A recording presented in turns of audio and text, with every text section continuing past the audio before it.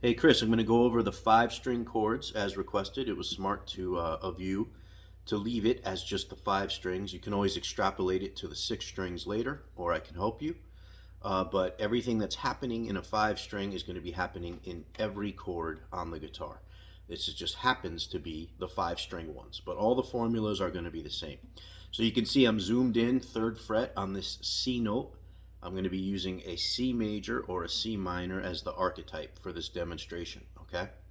First thing you should always see is that there is a power chord, and that power chord remains whether it's major, minor, or sus. You can see the power chord is there. So to help you remember, think of there as being the 3 notes of the power chord, and then you're going to +1 that with a 4th note that's on the B string. When that 4th note is in the 5th fret, directly under the 2 notes of the power chord, you have a major chord. In this case, C major. When that note, the 4th note, is a fret in the background from the power chord, you have a C minor. I used to think of like major league and then getting demoted to the minor leagues, okay? But you can see the power chord still remains on top. Now, when this note goes back in additional, it was major here. It became minor here when added to the power chord. When it goes back an additional one, now you have the sus chord. So it's very well organized. Power chord of 3 notes. 4th note directly under these 2 is the major. 1 back is the minor. 1 back is the sus. You'll notice I didn't say anything about 7th chords because this is not the string where that's happening. Okay? So here's a C power chord. Here's a C major with the additional note. C minor with that note back a fret. And C sus with that note back even further. Okay, strum, minor, sus. That's these 2 notes on the sus. Now, conversely, if we're talking about 7th chords, you can be starting with a major or you can start with a minor. That doesn't matter because the string that affects the 7th chords is the 3rd note. Okay? That's this string, the G string on the 5 string chords. Okay? So this note is the same as this note, right? They're both C. So this is our octave note. When the octave note goes back 1, that's only used for major chords. That's going to give you a C major 7. When that octave note goes back 2, that's going to be a C7. And if you do a minor C, then you're going to have that octave note just go back 2 for the minor 7. Okay? So to refresh, the 4th note does major, minor, sus. The 3rd note, the octave, does major 7th or 7th and minor 7th. There's all your slots, okay? So if I take this, let's say I happen to start with a C major chord. I take this C major. The 3rd note is this one. If it goes back 1, that's a major 7. So then I have this tunnel. My middle finger picks up that note going back 1, and I have C major 7.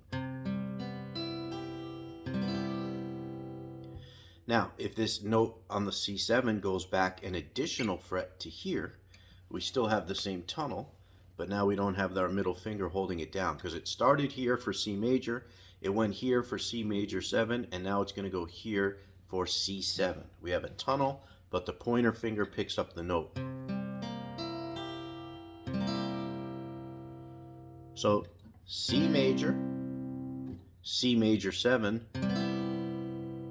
C7. As you can see, the note on the G string in the tunnel is very important and needs to ring loud in order to hear the distinction between these different chords. Okay? Now, if I happen to have started with a C minor instead of a major, it's still this note, the C note. It doesn't matter that this note went here to be a minor. It's the C note that's going to move, and it's going to move back 2 for minor chords. So what does that mean in translation? You're just going to hold a C minor and take your pinky off. So here's C minor with my pinky on. And here's C minor 7 with my pinky off. Now a C sus chord is just the power chord, and these two, you're not doing any sort of seventh with that, because the power chord and the sus chord are not major or minor, okay? So now that I have explained all that, what I'm going to do is go through each one, picking the strings one at a time so you can test yourself, okay? So I'm going to do the first 4 notes of every chord except for the sus chord, where I'm going to go all the way through because it has all of them, all right? So first, C power chord. Next, a C major. Next, a C major 7. Next, a C7. Next, a C minor.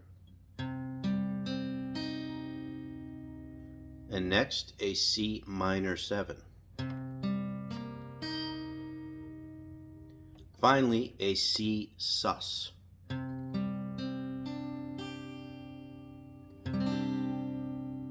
Now, of course, you can use that theory with all 5 string chords, and we'll do the 6 string ones next time when you feel comfortable with these. All right.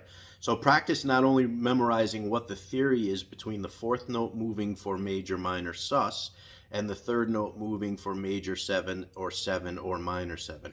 Think about that, but then also just try to memorize shapes so you don't have to think and you can do it on the fly. Okay? Let me know any questions.